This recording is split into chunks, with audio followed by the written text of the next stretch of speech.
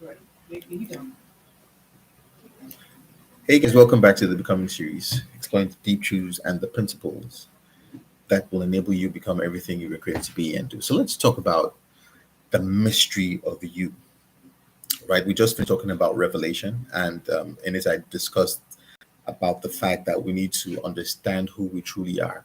Our true selves need to be revealed to our understanding, right? Because for as long as you don't know who you truly are, what you're truly capable of, and why you're here, you will continue to go about your life the wrong way, right? And you would continue to live way, way, way below your potential.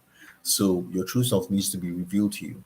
But who you essentially are is a mystery. Now, what is a mystery? A mystery is something that is difficult or virtually impossible to understand or define. When you can't understand something, when you can't really define something, it is mysterious. That is what we term to be a mystery. And essentially, we are mysteries. Now, why do I say so? It is because you have to understand your true essence. Now, everything else, right, no matter where you look or what you see, if it was naturally created, like the trees or the animals or all of that, right, wonderful as those things are, they're not even up to a tenth of the true value or the true mystery of what a human being is. Why? Because unlike all those other aspects of creation, human beings from the dirt of the ground, right? That is only one aspect.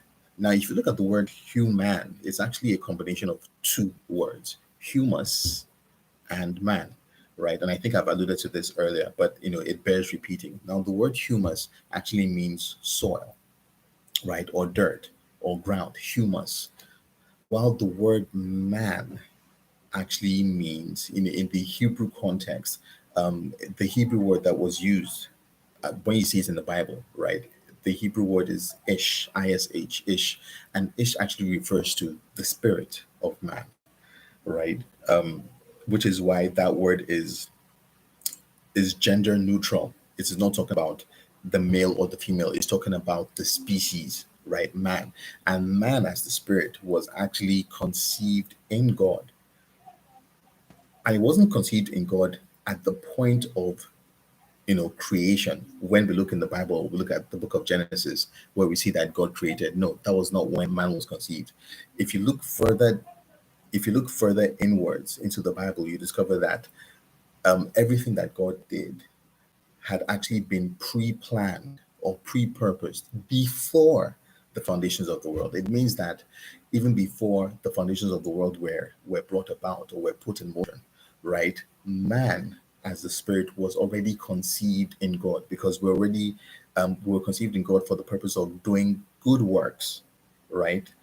That He had purposed in advance for us to come and do, right? So everything that we are supposed to do in whatever generation had already been pre-planned and pre-purposed, and that's the mystery, right? Because if you essentially think of yourself as somebody who just came arbitrarily at a particular point in time or space, then you'd have missed the entire thing, right? Who you are has existed, not in the physical sense, but has existed even before time.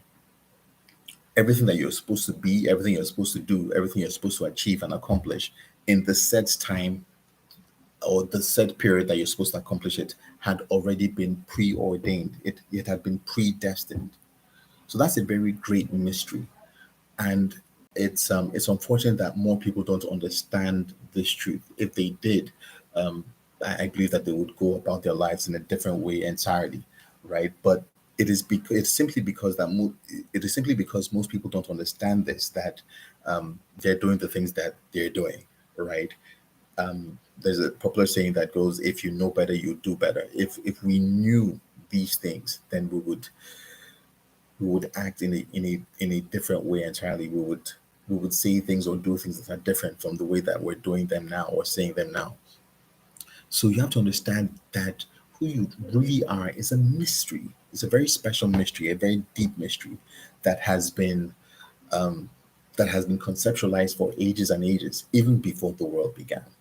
And that is such a mind-blowing concept, because it means that whatever it is that you're called to do, whatever it is that you're purposed to do, whatever it is that you're supposed to become, had already been established from the get-go, right? And for as long as you continue to work outside of that thing, you're not going to experience the true fulfillment of what it means to have, of what it means to live, right? Of what it means to truly live. So that's it. That's it. It's really a mystery that needs to be unveiled and revealed. First of all, to your own understanding, so that you can begin to understand fully what it is that you're supposed to do, and then you can now manifest that thing to your world, to the systems that you're called to impact and influence.